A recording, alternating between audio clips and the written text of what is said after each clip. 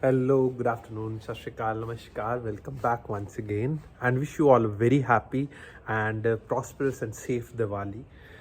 So, हमने अभी last week एक टॉपिक पे डिस्कशन किया था जिसका नाम था ABNC, accelerator, brake and clutch. उसी की कंटिन्यूशन में कह लीजिए या उससे आगे एक चीज़ एक माइंड में है, तो I just thought of sharing. उस वीडियो के बाद मुझे काफ़ी लोगों या अपने जो नियर एंड डियर्स ने ये चीज़ बोली कि इसमें हमें क्लच का जो पार्ट है बड़ा इंटरेस्टिंग लगा कि clutch actually signifies the change and clutch ही हमें सबसे ज़्यादा क्यूरियोसिटी दे रहा था कि क्लच को कैसे आप लिंक करोगे अपनी इस लाइफ से। तो अगर आपने वो वीडियो नहीं देखी तो आप पहले जाके वो वीडियो देख सकते हैं, मैं डिस्क्रिप्शन में उस वीडियो का लिंक दे दूँगा। बट लेट्स मूव हेड, जिन्होंने वो वीडियो देखी है। तो अब इस पर क्वेश्चंस क्या आने शुरू हुए कि क्या ये सब बातें कहनी ईजी होती है, क्या ये करनी आसान होती है, कि क्या चेंज करना या चेंज को जानना इतना ईजी है कि हम बोले कि हाँ कि मुझे ये चेंज करना है तो क्या can this be done in a one day, can this be done. सबसे बड़ी बात कि ये जानना ही बड़ा टफ है कि मुझ में क्या चेंज आने चाहिए। तो बड़े ये क्या है कि बहुत लंबे एक डिबेट के टॉपिक्स हो जाते हैं आगे से आगे कि हाँ फिर इसके लिए सेल्फ अवेयरनेस होनी चाहिए कि यस आपको खुद को पता होना चाहिए। उससे पहले एक्सेप्टेंस होनी चाहिए कि हाँ कि मुझे ये चेंज लाना है।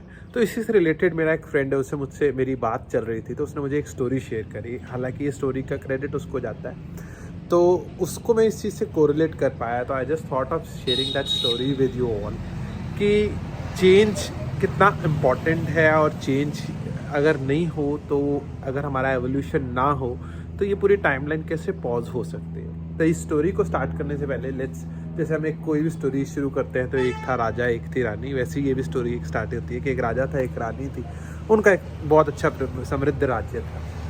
अब हुआ क्या कि बढ़ते टाइम के साथ उनके समृद्ध राज्य में, जैसे इस दुनिया में कोरोना की महामारी आई तो उनके राज्य में भी एक महामारी की जैसे फैलना शुरू हुई, पर वो एक मानसिक महामारी फैलनी शुरू हुई जो कि कुएं के गंदे पानी से फैलनी शुरू हुई। उनकी प्रजा जैसे जैसे पानी पीते जाए उनका मानसिक संतुलन हिलता जाए, वो उल्ट पटांग बातें करना शुरू हो जाए जो कि एक लाइन ऑफ उस अलाइनमेंट से मैच नहीं करते थे। करते करते करते करते ये महामारी का भी रैपिड रेट बहुत बढ़ा और उस राज्य की जितनी भी बाउंड्री थी उसमें ये चीज़ बहुत ज़्यादा फैल गई। अब हुआ ऐसा कि इसमें ऐसा कुछ क्लियर सिम्टम्स यही दिखता था कि मतलब कि जो भी उसका पानी पी रहा था they use to talk out of the line, मतलब आउट ऑफ द क्राउड, मतलब they were not mentally in their proper alignment of mind. तो राजा ने अपने कुछ मंत्री नियुक्त करे, अपने सारी पूरी टीम नियुक्त करी कि पता करो ऐसा क्या है। तो जैसे जैसे लोगों से पता चलने लगा कि ऐसा है कि ये कुएं का पानी, शायद जो कुछ जिन लोगों ने नहीं पिया था कि ऐसा ये मानना है कि कुएं के पानी पीने के बाद ऐसा हो रहा है। अब इस चीज़ की खोज और इस चीज़ को एक्चुअल में इस चीज़ को वैलिडेट करने के लिए उनके मंत्री और उनके जासूस उन सब ने भी वो पानी पीना शुरू करा। तो ऑब्वियसली क्या हुआ कि जो उसकी मिनिस्ट्री थी, गवर्नमेंट राजा की जो मिनिस्ट्री थी, वो भी उल्ट पटांग बात करनी शुरू होगी। उनका भी मानसिक संतुलन हिल गया और वो भी बिल्कुल सिस्टम के अगेंस्ट बात करनी शुरू कर दी। तो करते करते ऐसा टाइम आया कि पूरा राज्य, पूरी मिनिस्ट्री, पूरे सिपाही, सब लोग उस चीज़ के प्रभाव में आ गए, उस महामारी के प्रकोप में आ गए और उससे कोई बच नहीं पाया। तो कंक्लूजन ऐसा हुआ कि एक ऐसी स्टेज आ गई कि सिर्फ राजा और रानी को छोड़ के बाकी सब पागल हो गए और बिल्कुल ही मन बुद्धि बात करने लग गए। अब दिन ऐसा आ गया कि राजा और रानी बेचारे परेशान। अब राजा और रानी कुछ भी बोले तो जो पॉपुलेशन थी उनको राजा और रानी पागल लगे कि ये बिल्कुल उल्ट बात कर रहे हैं। आखिरकार टाइम 1-2 दिन और निकले, 1-2 हफ्ते और निकले, तो प्रजा और मंत्रियों ने ये सोचा कि हमारा राजा और रानी हो गए हैं पागल, और ऐसे और राजा और रानी से अच्छा ये है कि हम ऐसे राजा रानी को ख़त्म कर दें और किसी सियाने आदमी को, किसी वाइज आदमी को यहाँ का राज्य दे दें, ताकि कम से कम सूझ और बूझ और समझ से चल सके। जबकि क्या था, राजा और रानी ठीक थे।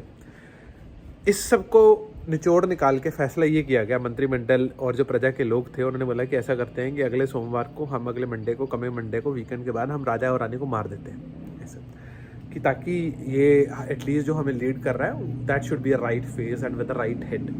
अब ये बात का जो नॉलेज थी ये राजा को होगी, राजा और रानी को होगी कि भैया ये तो हमें मार देंगे। अब यहाँ पे पॉइंट आता है कि चेंज का। अब जबकि उनको पता था कि वो सही है बट क्राउड वो है, but keeping in the mind कि लाइफ की प्रोग्रेस को आगे लेके, लाइफ को आगे लेके जाना है वरना लाइफ खत्म हो जाएगी।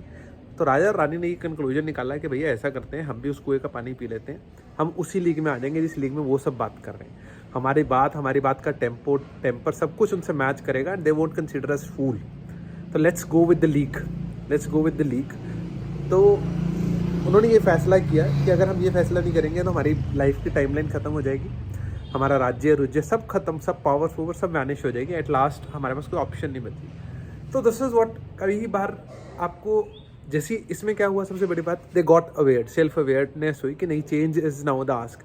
हालांकि ये स्टोरी को फनी एंड्स भी हैं, दूसरे एंड्स भी हैं, सोर्स ऑफ ट्रूथ क्या है, मतलब दैट समथिंग एल्स। हम उस चीज़ पे डिबेट ना करें कि हाँ कि क्यों गिव अप करा, दे शुड हैव, मतलब उनको रेवोल्यूशन लाना चाहिए था।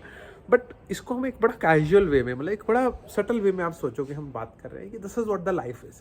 कि जब हमें सेल्फ अवेयरनेस हो जाए, हमें समझ में आ जाए कि या ऐसे नहीं चलेगा काम, उसके बाद भी ना करें, तो कहीं ना कहीं हम अपनी जो साइलेंट पॉज ऑफ टाइमलाइन है ना, उसको इनवाइट करते हैं कि हमारी गति रुक जाएगी, वहीं पे रुक जाएगी और चीज़ें आगे नहीं बढ़ पाएंगी। तो फाइनली चलो यही हुआ कि फाइनली राजा रानी ने भी वो पानी पिया। वीकेंड का टाइम था, बीच में था, और वो लोग भी बढ़िया वैसे बड़बड़ाने लग गए जैसे वो थी, जैसी उसकी प्रजा थी, और वही सालों साल तक उसका राज चलता रहा और सब चीज़ें वैसी रही। तो मुद्दा ये है कि जी हाँ, कई बार जब हमें समझ में आ जाए कि ये चीज़ यहाँ के हिसाब से नहीं चल रही, या हमारा चेंज आस्क है, या change is the need of this hour, तो definitely we should take that up very positively and productively कि हम कैसे इसको बेस्ट एग्जीक्यूट कर सकते हैं। तो change is not that tough.